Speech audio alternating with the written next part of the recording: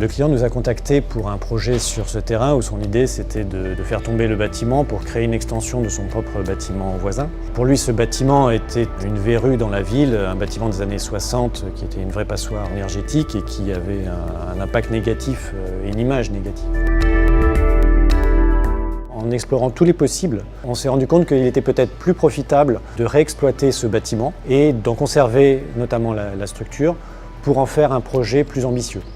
Le défi d'un bâtiment comme celui-là, c'est dans un premier temps de le réhabiliter et de conserver un maximum de choses pour ne pas utiliser trop de matériaux et dépenser trop d'énergie pour avoir un impact carbone sur la planète. Donc il nous paraît normal de déjà projeter ce bâtiment dans une nouvelle réglementation thermique et de répondre aux exigences environnementales que l'on peut avoir et que l'on aura à respecter. Mais c'est avant tout une envie de faire encore mieux.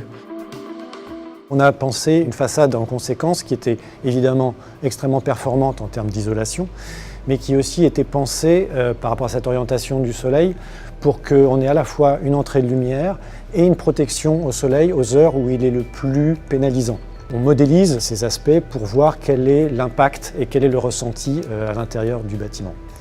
De plus, cette double façade va être le support de végétation grimpante qui va couvrir ces façades et qui va aussi jouer un rôle. On a un bâtiment qui vit par sa végétation et qui vit aussi par sa forme, par son architecture. Aujourd'hui, le BIM est très facilement utilisable sur des bâtiments neufs, sur des bâtiments avec un contexte assez libre. Ce qui est très intéressant dans ce cas précis, c'est qu'on est sur une réhabilitation. Donc on doit évidemment au millimètre près connaître le contexte, la structure, comment elle est faite, comment elle est dimensionnée. Et donc justement, l'intérêt du scan, ça va nous permettre de faire le lien entre les deux.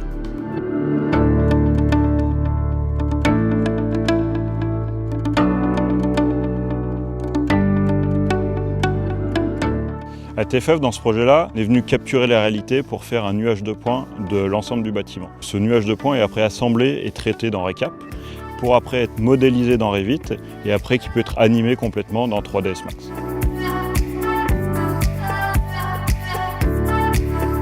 The customer had a point cloud survey done of the building. This data was given to us raw. We've gone through the process of integrating that data into RECAP, to registering that data from the individual scan locations into a single point cloud. We've then taken that single point cloud and we've shown the workflows to take that into Revit. We then start to look at the techniques of how we then visualize that data inside of Revit and then create a building model, a BIM model, from the points into a physical model that we can then start to work on, produce drawings, animations, visuals, etc.